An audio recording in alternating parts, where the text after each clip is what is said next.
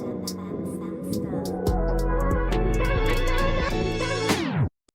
everyone and welcome to another episode of the Red Brothers Pod. I'm Victor. And I'm Alex. And Arsenal at Anfield today. Well, on Sunday. We're a bit late to the recording, aren't we? Well, it's a bit of a shame, to be honest. I mean, going 2-0 up, obviously the game doesn't matter anymore, but going 2-0 up gave us so much hope. So happy to see us after all their criticism the whole season and everything they've given us, all the shit talk. But the thing is, it was looking good, and then we let it drop. The thing is, though, that shit talk can carry on. I love it. Brilliant. Yeah, Keep talking true. shit because True. what have you achieved?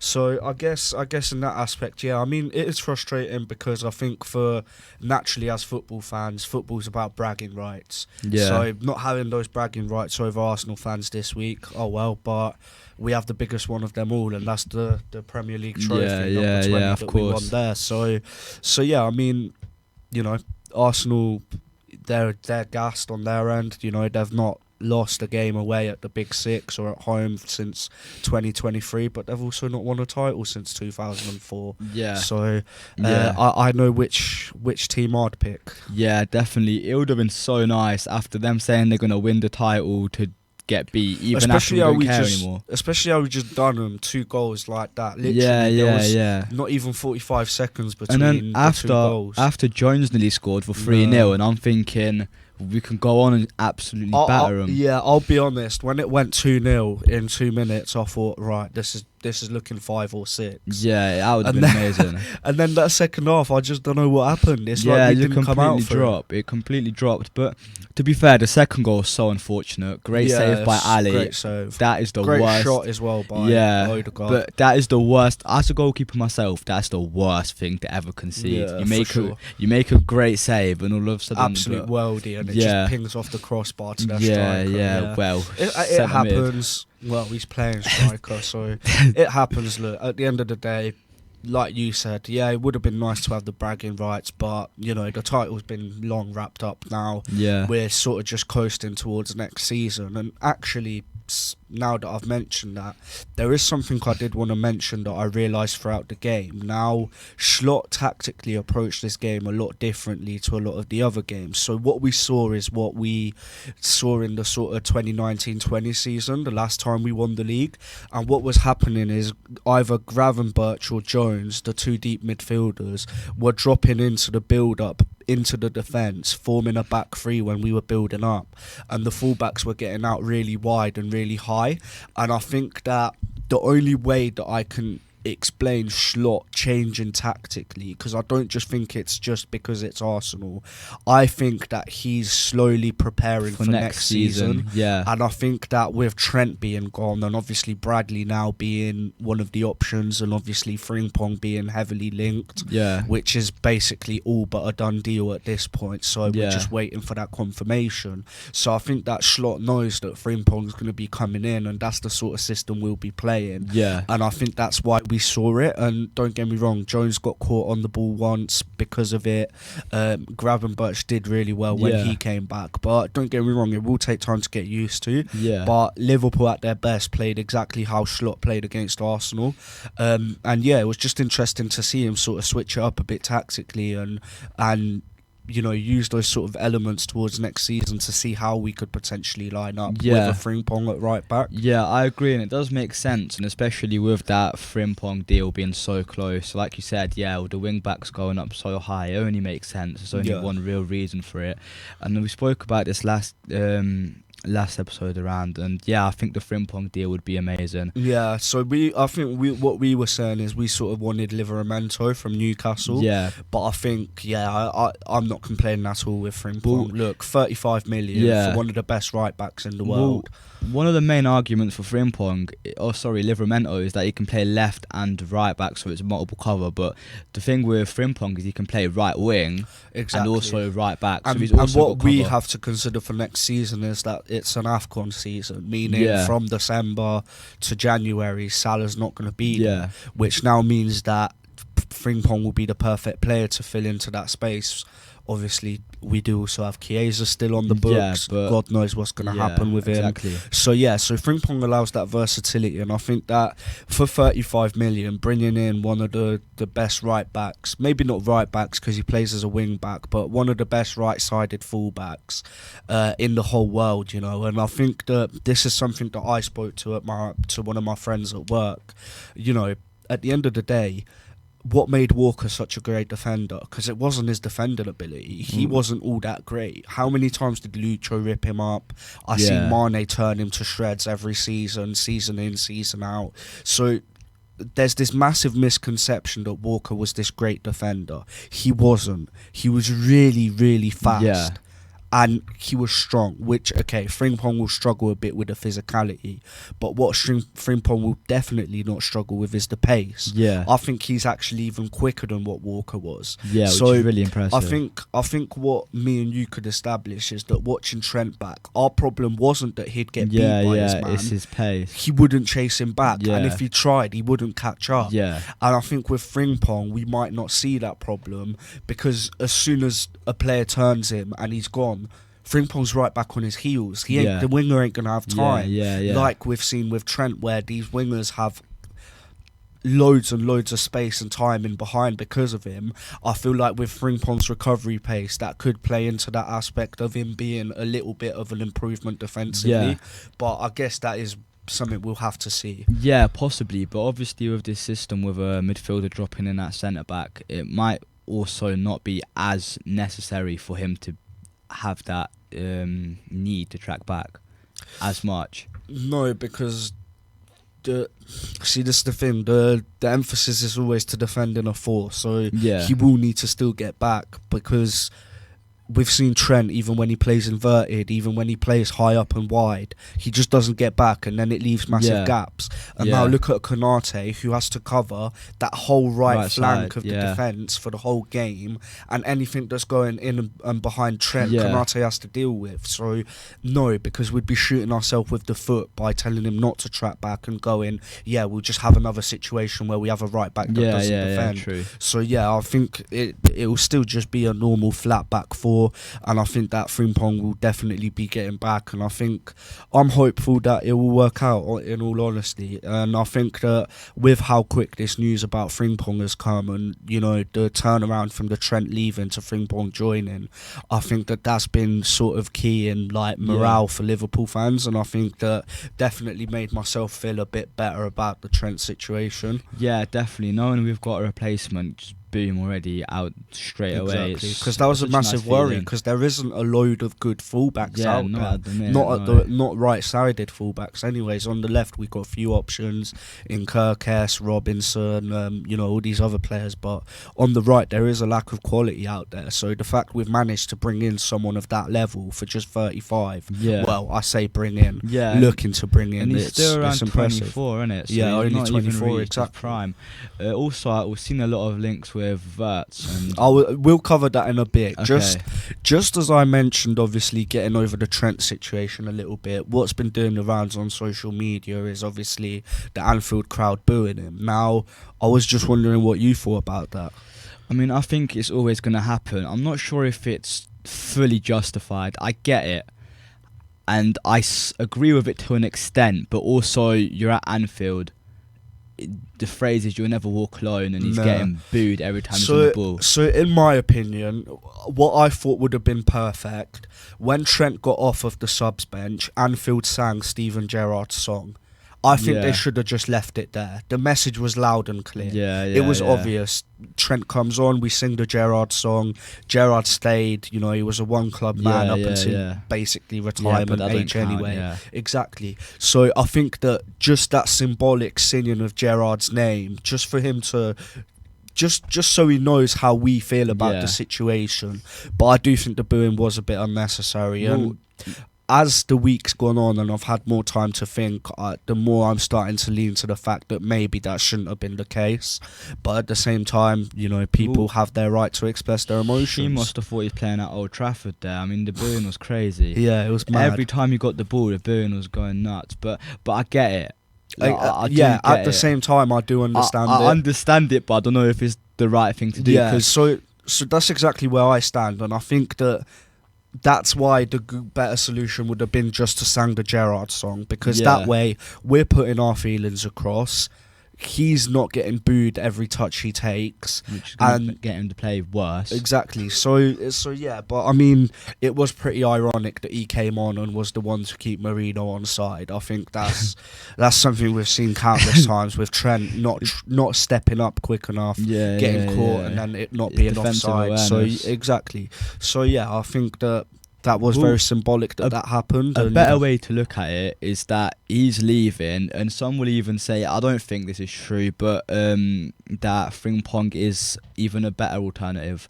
And going back, probably, like you said, of his pace, going forward, he might not even be too far off. The only thing he's really lacking is them crazy passing. So some fans will look at it as we've just spent £35 on an improvement in right back. Million, yeah, obviously. So when you look at it, it's not all too bad. But listen, so this is now where we can start discussing the Wirtz situation, because we're losing a massive creative outlet in Trent, our main creative outlet, and now all of a sudden we're linked with Wirtz. I don't think that's a coincidence. I think what Slot wants to do is take that creative player from the right back position and place him into that number 10. Hence the links with the Wirtz, and it makes sense. If you're losing one creator, you replace him. Maybe they don't play in the same part of the pitch, but I'd argue in a 10 having a creator is more useful, because he's going to have more opportunities to play balls through.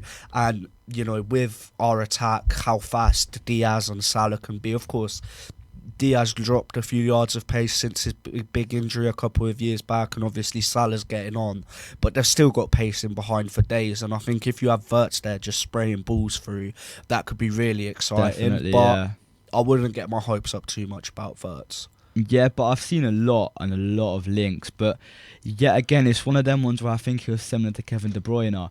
But also, like you said, this makes sense from a business model and why we would actually do it.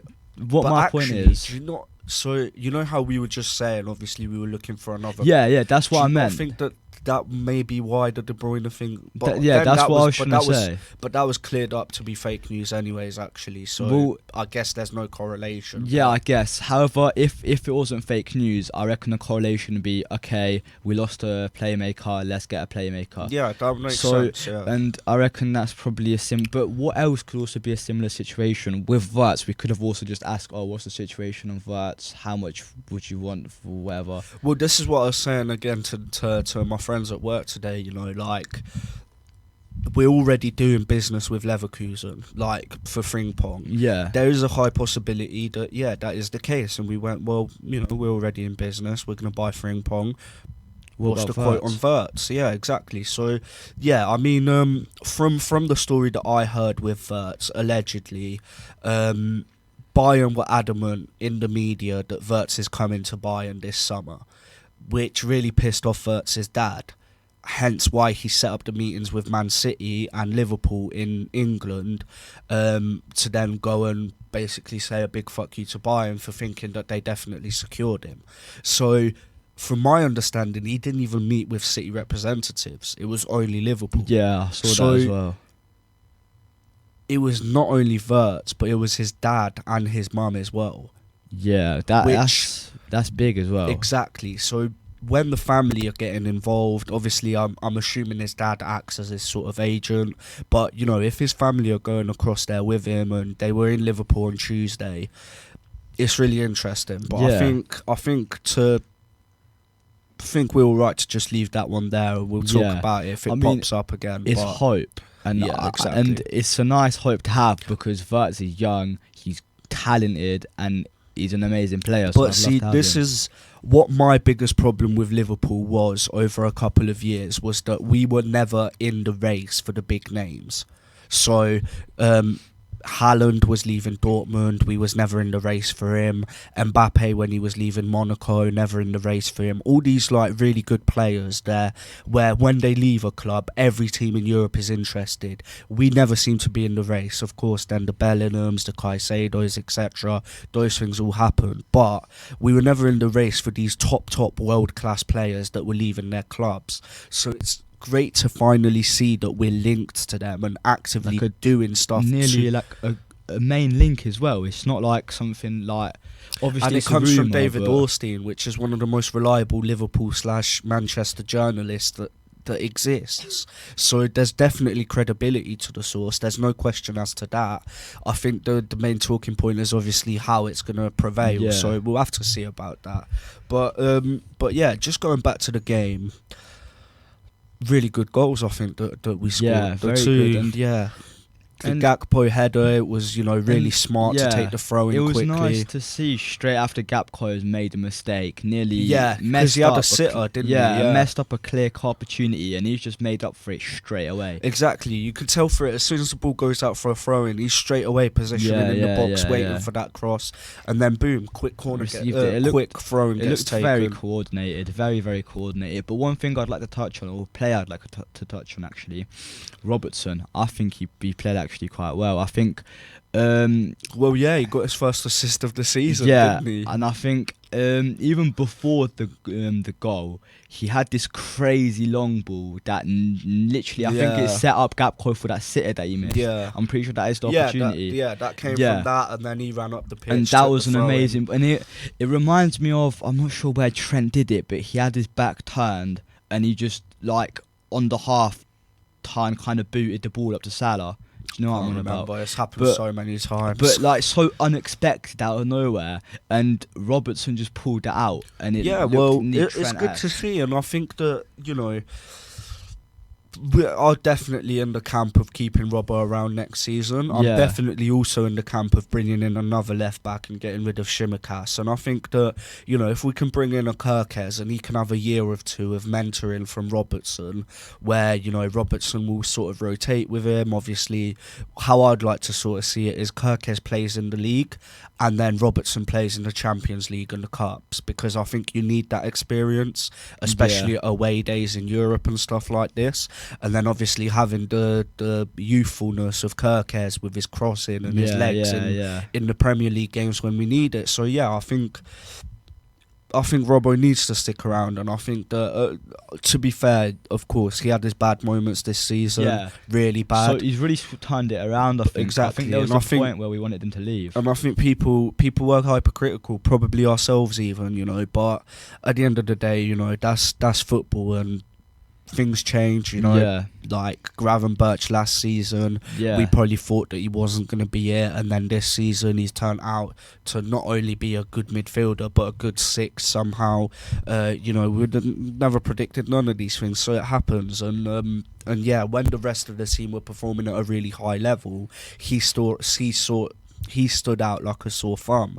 But obviously now the levels of the team in general have dropped. Robertson looks better, so going into next season, we'll see whether that was, Robertson being good or the rest of the team being bad. Maybe it was even a confidence issue, because he had he had a bad run of form, and then Tsimikas was even having good games, so he might have been scared that he's going to go down in the pecking order. But I like Tsimikas, I love his song, I love everything he's given us, but I don't think he's of Liverpool level. I think he's got a good cross on him, a good left foot, good corner taker, but I think we do need to improve, and I think Kirkes coming in and improving that slot. I think we've talked about this in a lot of episodes now. I think Kirkes would be brilliant, and I'm really hoping we can make that happen. So if you're looking at our potential team next season, well, let's just go through it actually. Yeah, so I think Alisson stays. Mamashvili becomes the second choice behind. Obviously, Kelleher's going to leave. Right back Frimpong. Centre halves, I think Ibu stays, and I think Van Dijk obviously stays. Left back Kirkes. I think in the 2 6s it will be McAllister and Gravenberch. Yeah, that stays. And I think that in the 10, either Soboslai or Wirtz. Exactly. But what I think could happen is, if Wirtz joins the club, what I think will happen is that I think Szoboszlai is going to become one of the 6s. I think he's going to drop, and I think that we're going to use his legs and his running power in that midfield. And then I think Wirtz would be the number 10. And I think Szoboszlai is more cut out for that. Yeah, honestly. cut out as a 10. Because exactly, and that's what we've been saying so many times this year. Yeah. He gets into that final third and he doesn't know what to do. I think McAllister's even more cut out. Of course, as a 10. and think how many situations Szoboszlai alone has ruined with a bad pass or a bad shot choice in the wrong time. Now put a Wirtz in there that's a lot more creative. He can find a lot more passes. He probably is better at maybe not shooting but finishing itself. And all of a sudden we could be onto a winner there. And obviously Diaz and Salah on the wings. Yeah. And the big question is who's going to be the number 9 next year? See, we haven't really been linked with many names other than Isak. Yeah, and I think that was obviously a couple of months now and ago. that died down now, so I haven't really. That's a bit worrying. I think Are we keeping Nunes? I don't know. I hope not. Obviously. I don't think I can take another season of that. Definitely not. If he misses another sitter like Villa away, anyways, let's not go into any of those negatives. Let's what else can we talk about the game? Well, I want to know. I'm still thinking about potential number 9 for next season because this has actually puzzled me. This is actually kind of worrying now. I haven't really put much thought into this. But well, look, we have sort of 3 options. I think Isak being your most expensive option, Alvarez being that middle option, and I think Gyökeres being the cheaper option. Obviously, Gyökeres is 28. I've seen this reported that he could be leaving Sporting for about £60 million. So that would be the cheaper of the 3. Obviously, Alvarez I expect anywhere from 90 to 100, and then Isak over 120. So we'll have to see. It'll be interesting to see. Do you really think we're going to spend that much on a striker? But how much do you think we'd spend on Wirtz? He's 124 mil. But we don't spend money like that. I know. So, but we also never had this situation where the current season hasn't even finished, and we're already making signings for next season. Yeah, like that's never happened before. In a 9, we need it. No, of course, but that's what I'm trying to say. I know, but the owners are showing clear intent to go there and do business. Yeah. This is what I mean. We've never seen this before. Yeah, that's Liverpool true. have never even been linked with anyone before the end of one season going into the next. If anything, we'll be linked like a month before the start of the new season. So seeing them go in there early with Frimpong and go, let's get this done, release clause paid, boom. That's what I like to see, and it's encouraging, and it makes me have belief that maybe this summer we're going to see a bit more spent because the squad needs it at the end of the day, and they're league winners. So what argument do they have to not back Schlott? He won the league in his first season with the squad that he had left over. We spent 14 million. Our net spend was 3 million. So ingoings compared to outgoings, we only lost 3 million. Yeah, which is mental that he won the league with that. So now they're showing intent. Schlott's shown that he's the right man for the job to take this team forward, and that's exactly what we're seeing. So it's really encouraging and great to see from the owners, and I hope that we see this throughout the rest of the window because the squad needs strengthening, and I think everyone knows that. Rival fans, us, the owners. So let's see it happen.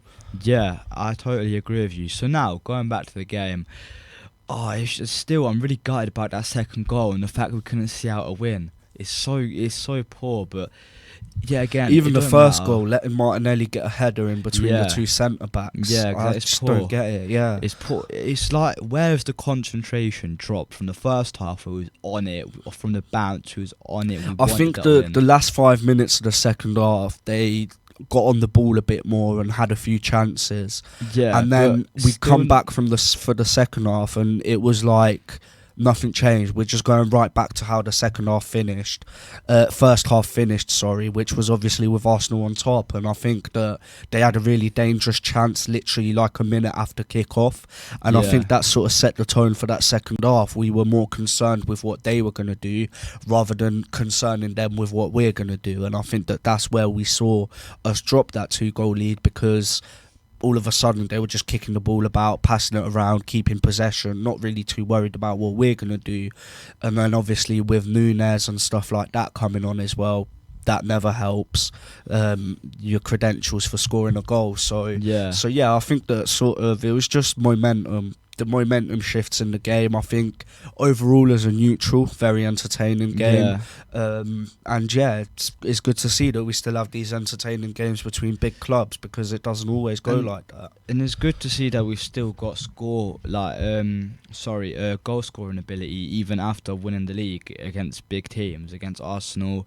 We scored one against Chelsea, but yeah, again, that was the game after we won the league. That was probably the worst state we're going to be in for a while. So yeah, I mean, yeah, but I would expect us to still beat Arsenal. That's the thing. Like, you know, at Anfield, I'd expect to beat anyone. So, you know, again, it is disappointing, but it is what it is at the end of the day. There's no point crying over spilt milk, and at the end of the day, we're still champions. Yeah. They're still second FC. Yeah. Well, we'll see about that. Well, it's a bit of it. I think this game was a bit inverted because usually in the second half we come out and we're the and I better think the team. commentator said that. Yeah, and I think we've literally flipped the script. It's similar game. to Wolves. If you remember that game, we had a not really good, but we had an okay first half. And then they created a bit of trouble towards the end of that first half, and then we just didn't come out for the second. But obviously, when you do that against a team like Arsenal compared to Wolves, they're going to punish you, and that's what happened. Yeah, it happens. But there's not really much to talk about. Apart from that, I think me and Alex are both just waiting for next season now. Yeah, it is I think we're waiting for these games to finish now this season. We're going to record our vlog from the parade, and then we can finally get into the summer and start talking about some exciting transfers hopefully happening, and, you know, sort of speaking about this season and reminiscing about how good it's been. So yeah, I think these last few episodes towards the end of the season, don't expect much, guys. They're just going to be us having a little chat and just speaking, catching up about football and that, and covering occasionally the Liverpool game. We might retitle these episodes to Liverpool chat rather than post-match chat. Yeah, literally. But anyways,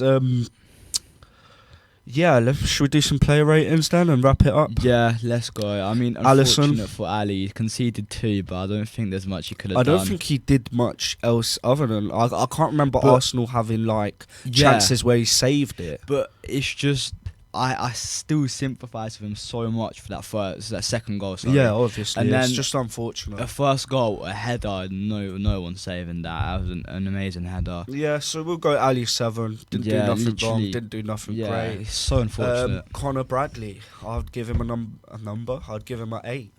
Yeah, and it's really promising to see. I love seeing Bradley being able to just step up, and I think that's what he did on a run. I think it was last season, wasn't it, when where Trent got injured and he had at Chelsea so many games. It's such a good run of games. I think against Man City he played great. At home. I really remember Chelsea that performance. At home he had so many important games, and he just stepped up as a youth player out of nowhere. We barely even knew where he was. I think we only knew him from pre-season, I'm pretty sure, and that's it.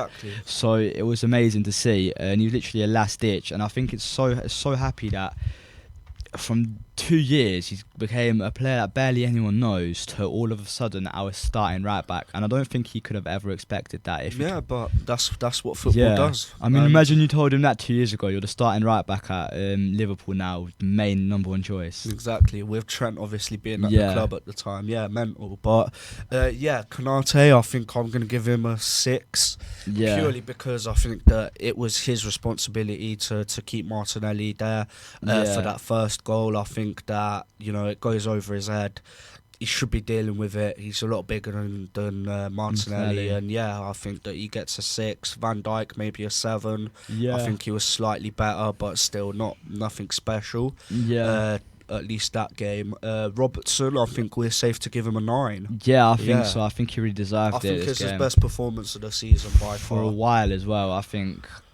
Not even just this season, but for a couple of good months now. Yeah, and it's good to see that he's finally. Well, it could have been just a one-off game, but hopefully we're back at the Robbo levels we're expecting from him. Well, I don't think we'll ever hit those quite highs that we did before, but I think that we can get pretty close. Yeah, hopefully. Gravenberch, I think 8. Yeah, I think I love Gravenberch, man. So do I. I love Gravenberch. We're just gonna have a bit of a segment just glazing Gravenberch here, but I just my days. fucking love him. Listen, He's genuinely one of my favourite players in the world. Genuinely, and he's like Ruud Gullit of and today. It's so surprising. Where has he came from? Like, well, I mean, if you come through Ajax Academy, you're going to be a baller. No, we know where he came from, but where did his ability come from at that number 6? I don't know. I think honestly it plays down to the double pivot that we play. Having that extra midfielder that's also dropping, that helps. I think as a lone 6 alone, he wouldn't be good. But I think in that double pivot, it works perfectly. And I think that we have a really well-balanced midfield. And I think that that's why you've seen us dominate so many games, because we have that balance in midfield that other teams maybe don't. Yeah. So I think that him and McAllister is just the perfect pairing.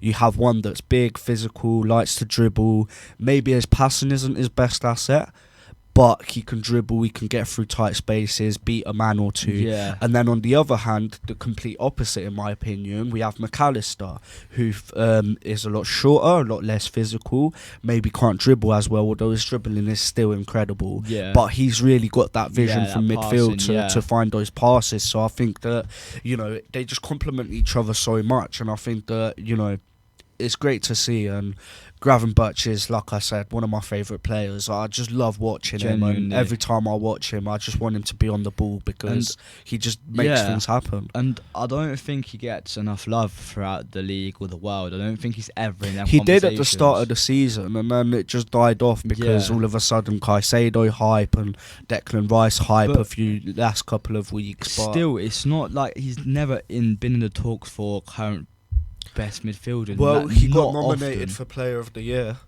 alongside Salah and Van Dijk. And it's so well deserved. Exactly. It's so well deserved. And Young Player of the Year as well. So yeah, he definitely deserves it. I think Young Player of the Year, because definitely. People say Lewis Skelly, but how can you compare him? Like, Lewis Skelly didn't even get nominated, actually. I think Saliba got nominated from Arsenal. Nowhere. He also didn't get nominated. I saw the nominees list. Okay. So Saliba got nominated from Arsenal. The others were just like, I can't even remember, but no one that would win it. So yeah, I think that Gravenberch should win that, so we'll see. Salah obviously is going to wrap up Player of the Year. 100%. Nice and easy. I don't even think that's a debate. But yeah, going on to Curtis Jones as well. Did McAllister start? I know Jones started. Yeah, because I think it was McAllister, Jones, and Gravenberch. Yeah. Let me just check. Give me one moment. Yeah, I don't really. Obviously, Jones was playing, but I just can't remember who it was that they dropped. Nah, I don't remember Szoboszlai starting. Yeah, neither. Yeah. If he does now, we look horrid. It happens. Oh well. Right. So, line-up. Szoboszlai did start. He even got the assist for the first goal. So yeah. So Jones played in the 6. So obviously we just done Gravenberch's rating. I remember seeing that him in the 6. I didn't know how he would cope in that 6. Well, he's played 6 loads of times this year. Yeah, but I'd rather I would think what we would do is McAllister and drop Szoboszlai. That's what I expected if Jones played. Well, yeah, usually, but then we have also seen this variant of the midfield. And I think that what happens when we have Jones in that number 6 is that's what Slot was trying to do, dropping that DM between the centre-backs. What Jones's role was to then drive the ball up the pitch, and I think that's why he went with him, because that's his key speciality. But yeah, he loses the ball once in our box. Luckily, he didn't get punished because Party and who was the other player? Party and someone else were humming and ahhing about kicking it, and then we ended up clearing it, so that was lucky. So yeah, I think Jones gets a 6. He was okay, but nothing special, and I think that blip in our box could have cost us, so it marks him down a little bit. Yeah, I agree. Szoboszlai, though, he can get a 7. I think he gets the assist, played quite well, good for getting us up the pitch again. It's not exactly what we're looking for in that position, but it's good to see that he's on the assist list again. So yeah, I think that's now, how many big games has he assisted in? Man City, home and away. I think I'm not sure about home, but away definitely. Assisted now against Arsenal. Assisted who else did he assist against that I can think of? Tottenham a couple of times. So yeah. Well, we scored how many goals against them? 15 in like 3 games. Exactly, it's hard to not assist against them now. But yeah, so on the right it was obviously Salah. I think it was a bit of a toothless performance from him again. Yeah. Not for a lack of trying, and I think that he's so unlucky with those assists because the forwards just aren't taking the chances. It's a shame because I wanted him to reach that assist record versus Arsenal. I don't think it's gonna. Well, he's got 2 games left to have 2 assists, so we'll see. Yeah, I mean we're playing Brighton away and Crystal Palace. Exactly, so it is definitely achievable. How much goals is he on now? I'm not sure. When was the last time he scored? He scored. So it was at the game after Everton. No, because that was Fulham away, which he didn't score. And then the game after that was... Who did we play after Fulham? I have no memory from before, like, Tottenham. Yeah, neither. I don't know why, but that's such a blur to me. Like, yeah, them couple of weeks were just a blip. It's because we knew we won the league. Yeah, we were just waiting for it to be official. Yeah, we were just waiting for us to actually. Right, so we played. So he scored against West Ham, I think. No, that was Diaz. Right. What is going on? When did he last score then? It wasn't Leicester. So it was Spurs for sure. Obviously with that goal on the near post, but before that his last goal was actually against Southampton. He scored 2, and that was before the international break. So yeah, so it's been a while. It has, and it's sad because I wanted him to hit that 30-20. We'll see. Maybe it's still doable. Yeah. So yeah, Salah gets a 6, I think. Diaz started up front, obviously scores the second goal, really good performance, I think, and he was dangerous, but I will mark him down to a 7 because he missed the absolute sitter. Yeah. The one where he just ran into the box onto it, shot it right at the keeper. It's actually not even a bad save, I don't think. I know, but you shouldn't be giving the keeper a chance to save it from there. That's my problem with it. Yeah, I think Raya made himself big, did the right thing. Obviously, and saved of course, but yeah.